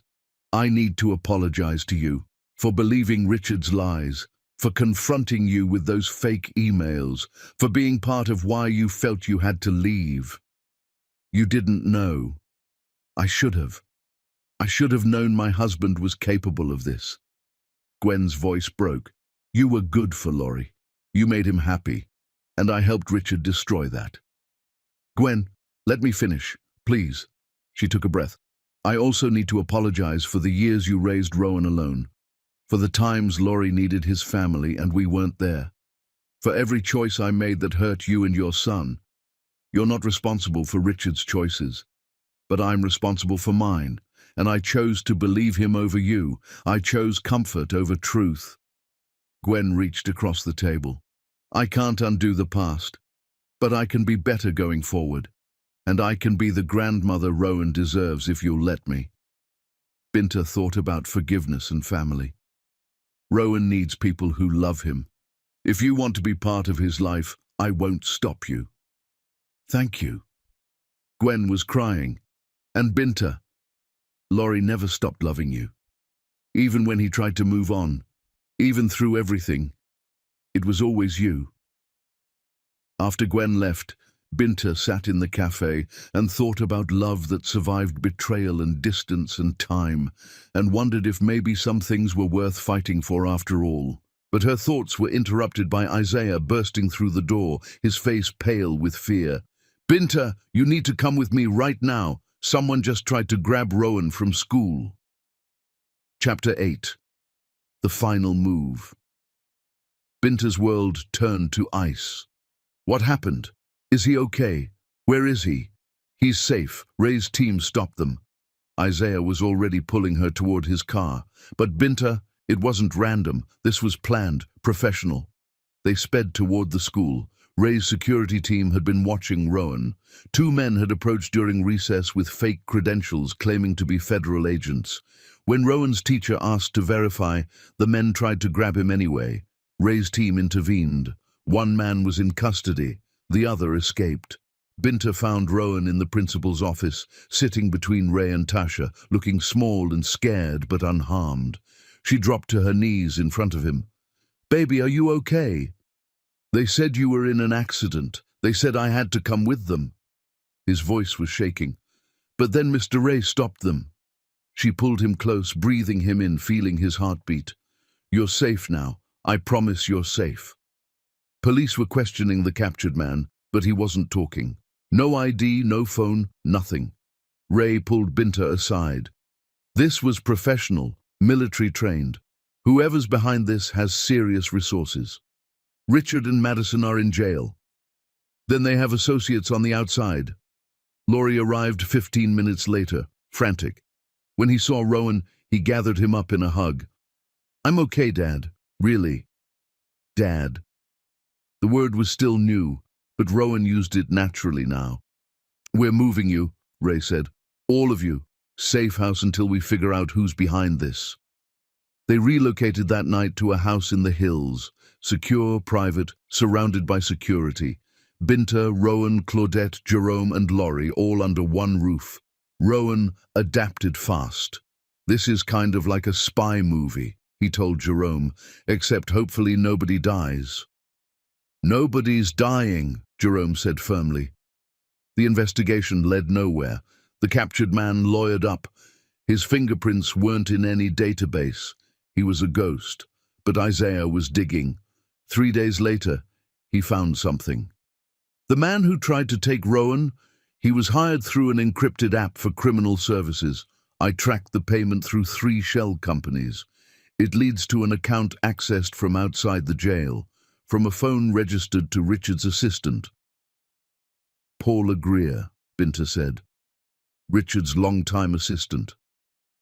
She's been coming to Evans Industries headquarters every day to organize his files. The board authorized an immediate search of Richard's office. What they found? A second computer hidden, a burner phone, documents detailing the kidnapping plan. Paula Greer was arrested that afternoon. Under interrogation, she broke within hours. Richard promised me money, millions. He said if I helped him get Rowan, he could force the judge to drop all charges, use the kid as leverage. Why would you help him? Because I've been in love with him for 15 years, because he promised we'd be together once his wife was gone. Paula was crying. Madison knew. She used me, said if I helped with this, Richard would finally see me as more than his assistant. It was pathetic and tragic and infuriating. With Paula's testimony, the conspiracy was complete. Richard and Madison had orchestrated everything. The frame-up, Derek's murder. Paula admitted Madison had hired the killer. The threats. There's one more thing, Paula said quietly. Richard has a backup plan. If everything fails, if he's convicted, if he loses everything, he's going to hurt the people who hurt him. He has files on everyone who testified against him. He knows where they live, where they go, what they care about, and he hired someone to make them pay. The safe house became a fortress. Ray doubled security, police stationed outside, FBI coordinated. But the waiting was torture. Rowan handled it better than the adults. He did homework, played games with Jerome, worked on sketches with Laurie. But Binta saw the fear in his eyes when sirens passed. One night after a bad nightmare, Rowan crawled into Binta's bed like he hadn't since he was little. Mom, why do they hate us so much? They don't hate us, baby. They're scared of losing their power. But we didn't do anything to them. No, but we told the truth. And sometimes the truth is the most dangerous thing. Rowan was quiet. Is Dad going to be okay? Yes, I promise. Do you love him? The question caught her off guard. What? Dad, do you love him? Because he looks at you like you're the most important thing in the world. It's complicated, baby. Adults always say that, but it's not complicated. Either you love someone or you don't. Binta thought about that after Rowan fell asleep, about love that survived betrayal and distance, about how her heart still jumped when Laurie smiled. Maybe it wasn't complicated. Maybe she'd just been making it complicated because complicated felt safer than vulnerable. The next morning, FBI agents arrived with news. They'd arrested Richard's hired man before he could act. A professional named Marcus Volkov, caught trying to enter the safe house perimeter. It's over, the lead agent said. Richard and Madison are going to trial. Paula's testifying. Volkov's testifying. You're all safe now. But Binta didn't feel safe. She'd learned that safety was an illusion. It took 2 weeks before they felt comfortable leaving the safe house. Even then, security followed everywhere. The trial date was set. Richard and Madison would be tried together. Attempted murder, conspiracy, embezzlement, fraud, witness tampering. Laurie threw himself into rebuilding his company. The Riverside project was back on track. His reputation was recovering. One evening, he asked if they could talk, alone. They sat on her back porch while Rowan did homework inside with Claudette. I'm selling Evans Industries, Laurie said. All of it. The company, the properties, everything with the Evans name. Are you sure? That name is poison. Everything it represents, the corruption, the betrayal, the pain. I don't want it anymore. He looked at her. I'm starting something new, something clean, something about second chances, about rebuilding after everything falls apart. What will you call it? Haven't decided, but I'm thinking something about foundations, about building things that last. He reached for her hand hesitantly. Binta, I need to say something. She nodded. I love you. I've always loved you. Even when I tried to move on, even when I thought you'd left because you didn't want me anymore. You were it for me. You are it for me. His voice was shaking. I'm not asking you to feel the same way. I'm not asking you to forgive me. I'm just asking you to know that if you ever want to try again, I'm here. I'm ready. I'll wait as long as it takes. Binta looked at this man who'd been her first love, her greatest heartbreak, the father of her child, saw the sincerity in his eyes. Ask me again after the trial, she said quietly. After everything's settled, after we're all safe and whole, ask me then. And you'll give me an answer? I'll give you an honest answer, whatever it is. He smiled, and it was like sunshine breaking through clouds. Then I'll wait. But neither of them knew that across town, in a maximum security jail, Madison Evans was making one final desperate move, one that would put everyone Binta loved at risk and force her to make an impossible choice. Chapter 9. The Reckoning. The call came at 3 in the morning. Binta jerked awake to her phone, screaming, Isaiah's name on the screen. They're saying Madison escaped. What?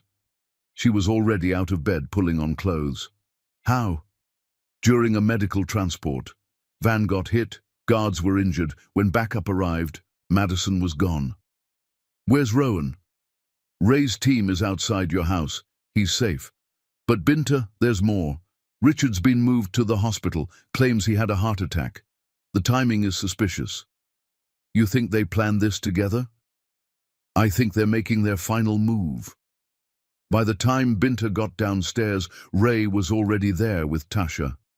Laurie arrived minutes later, frantic. Where would Madison go? Binta asked him. I don't know. She has money hidden. Contacts we don't know about. Laurie paced. But Madison doesn't run. She plans. If she escaped, it's because she has one last play. What play? Revenge. Something that ends with her winning. Isaiah's phone buzzed. He looked at it and went pale. The hospital where Richard is? Someone just accessed the security footage. It's been deleted. Last 30 minutes, completely gone. The FBI mobilized. Agents flooded the hospital. But Richard was gone. The room empty, monitors still beeping. Guards claimed they never saw him leave. This was planned, the lead agent said. Madison didn't escape alone. Richard faked the heart attack. They coordinated. Now they're both in the wind. With a grudge against everyone who testified, Binta added quietly. Security intensified. Rowan wasn't allowed to leave the house. Police stationed outside, Ray's team on watch. 2 days passed, nothing. No sightings, no leads. Then Rowan didn't come home from school. Binta got the call from the principal. I'm so sorry. We followed all protocols. Ray's team was there, but somehow... Binta didn't hear the rest. She was already in her car, speeding toward the school. The scene was chaos. Police everywhere. Ray's team looked devastated. What happened? Binta grabbed Ray's arm. Where is my son? Someone set off the fire alarm. During evacuation, a man in security uniform took Rowan. Said he was taking him to you. By the time we realized it wasn't our guy, they were gone. Laurie arrived and nearly collapsed when he heard. No, not Rowan. Her phone buzzed. Unknown number. She answered with shaking hands. Hello, Binta? Madison's voice, cold and satisfied. Looking for something? Where is he? Our nephew. Let's not forget Laurie's involvement. Madison laughed. He's safe, for now. Richard's with him. They're having a chat about family loyalty. Madison, please. He's just a child. He's leverage. The only thing you people understand. Madison's voice hardened. You and Laurie both make public statements. You admit you fabricated evidence. You both go to jail, and Rowan goes home. We didn't fabricate anything. Then your son suffers the consequences. Madison, you have 6 hours. Public confessions. Both of you. Or Rowan disappears permanently. The line went dead. Agent Monroe came back. Based on Madison's phone pings before it went dark, she was heading northeast. 3 properties in that area connected to Richard through shell companies. We're searching all of them. That could take hours, Binta said. At hour 4, Isaiah found something. Paula mentioned a property, a cabin in the mountains that Richard bought years ago under a shell company. It's not in official records, but I found the deed. Where? 2 hours north, middle of nowhere. FBI agents mobilized. Ray's team loaded weapons. Everyone coordinated. I'm coming, Binta said. So am I, Laurie added. They drove in a convoy. The mountain roads were narrow and winding, and every minute felt like eternity. Finally, deep in the mountains, they found it. A cabin, isolated, 1 road in and out. Lights on inside. FBI surrounded the place. Snipers positioned. Negotiator trying to make contact. Richard Evans, this is the FBI. We know you have Rowan Williams. Send him out. Silence. The cabin door opened. Richard appeared, holding Rowan in front of him. The boy looked terrified, but unharmed. Binta nearly fell. Laurie grabbed her arm. Terms? Richard called out. Here are my terms. Everyone backs off, or I hurt this child. Dad, don't! Madison's voice from inside. We planned this differently. Plans change. Richard sounded unhinged. I've lost everything. I have nothing left. You have your life, the negotiator called, and a chance to do the right thing. The right thing? Richard laughed bitterly. I built an empire, and they destroyed it. Binta couldn't take it anymore. She broke from the perimeter, running toward the cabin. Rowan! Mom! His voice, scared but strong. Let him go, Richard. He's innocent. He's collateral damage. Richard's voice was cold. Laurie was beside Binta now. Dad, please, I'm your son. Don't hurt Rowan. He's your grandson. He's nothing to me. Inside the cabin, something crashed. Madison appeared in the doorway behind Richard. Let him go, Madison said quietly. This wasn't the plan. Plans are over. This is survival. This is murder of a child, your grandson. He's not my... He is. Look at him. He looks like Laurie, like me, like our family. He's ours, and you're going to kill him. Something in Madison's voice reached Richard. His grip on Rowan loosened slightly. Madison moved closer. Dad, please. I've done terrible things for you. I've destroyed my brother, hurt innocent people, but I won't do this. I won't let you hurt that child. Madison, let him go. Now. For a long moment, everything hung in balance. Then Richard shoved Rowan forward. The boy stumbled and ran. Binta caught him, held him, felt his heart beat.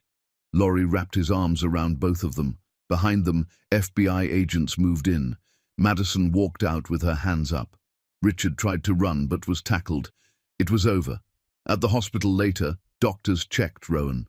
Physically fine, scared, but unharmed. She wasn't mean to me, Rowan said quietly. Madison, she was actually nice. She said she was sorry. She even gave me snacks. That doesn't make it okay, Binta said. I know, but I don't think she wanted to hurt me. I think she was just sad. Agent Monroe came by. Richard and Madison are both in custody. Richard's being charged with kidnapping, conspiracy, witness tampering, embezzlement. Madison's cooperating, giving us everything. And Madison? She's giving testimony in exchange for reduced charges. She'll still face serious time, but the kidnapping charges will be dropped. Agent Monroe smiled slightly. She saved your son. That counts for something. Later, Binta found Madison in a private room under guard. I should hate you, Binta said. You should, Madison agreed. I helped destroy your life 10 years ago. I helped frame my brother. I've done terrible things. But you stopped Richard from hurting Rowan. It wasn't noble. I was just tired. Madison looked exhausted. Tired of being my father's accomplice, tired of being jealous, tired of being the person I'd become, and when I saw Rowan's drawings that day at career day, her voice broke. He has our family's gift. And I realized I was destroying that, destroying something beautiful. You stood up when it mattered. Too late for everything I've destroyed.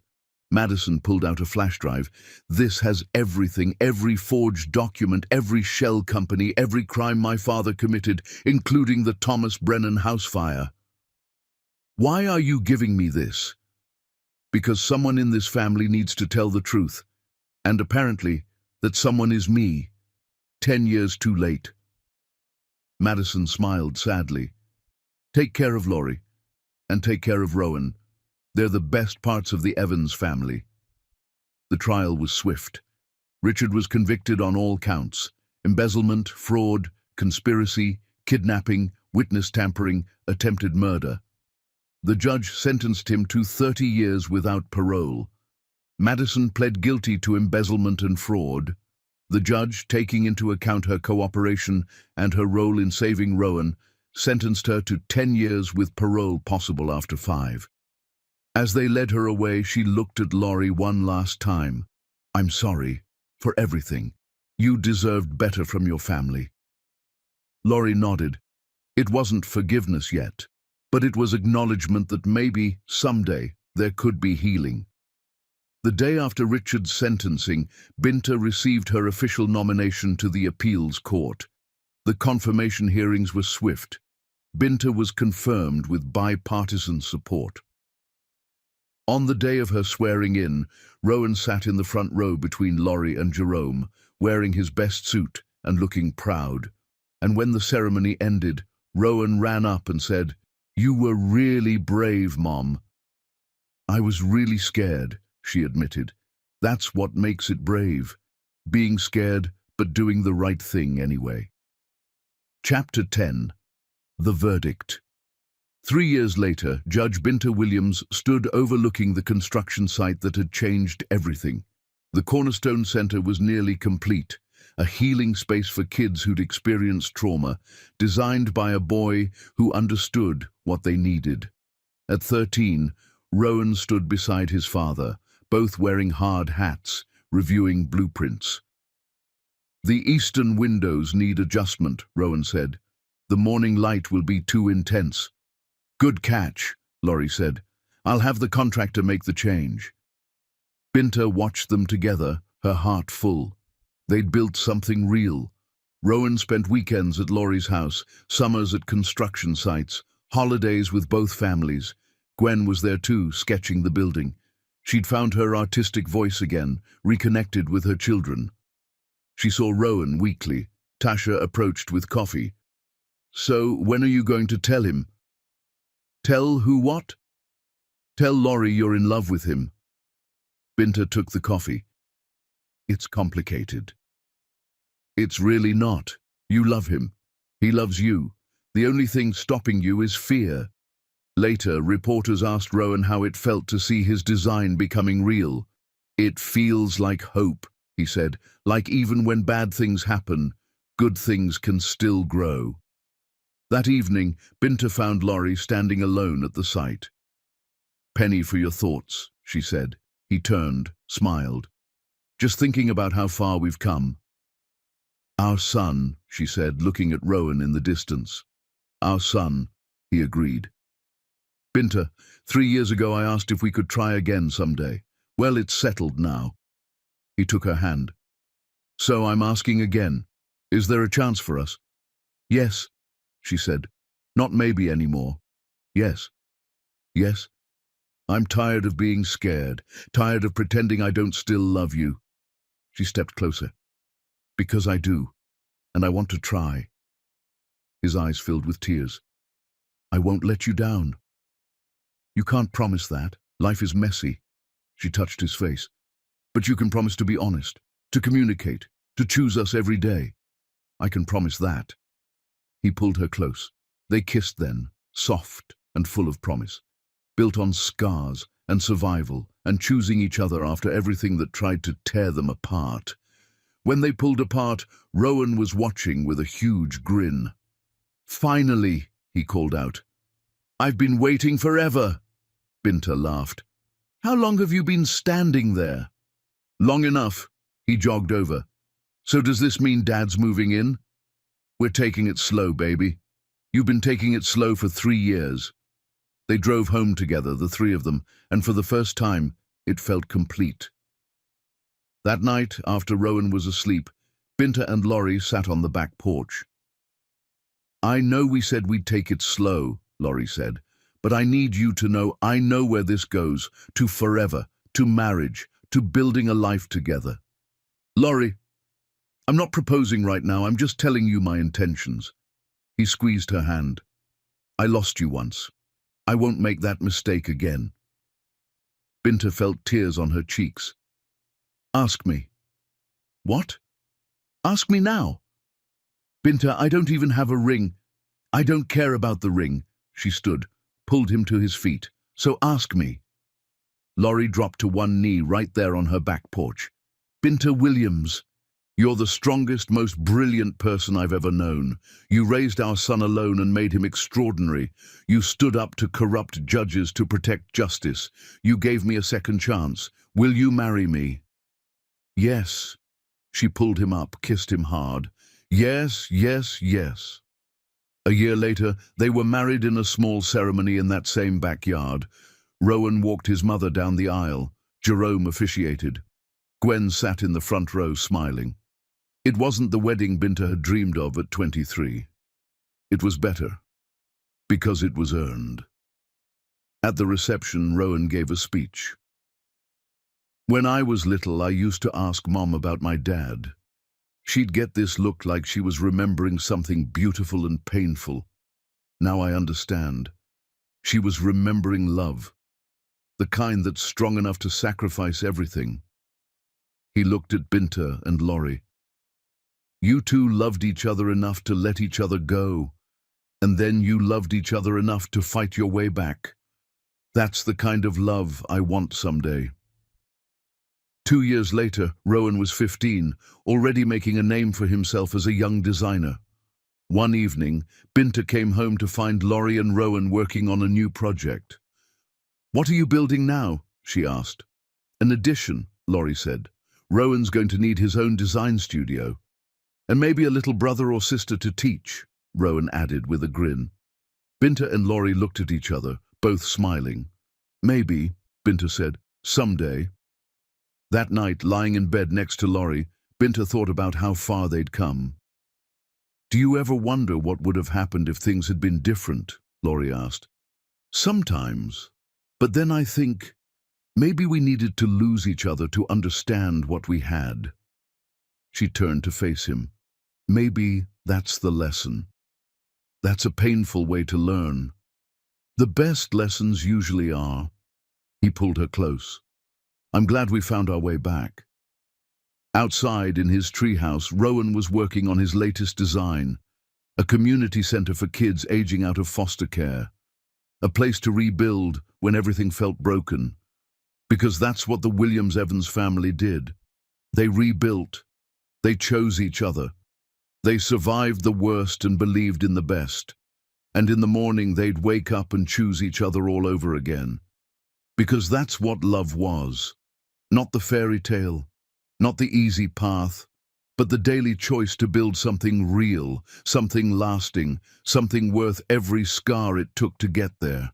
A family reconstructed from pieces, a love rebuilt on stronger foundations, a future built on truth instead of lies.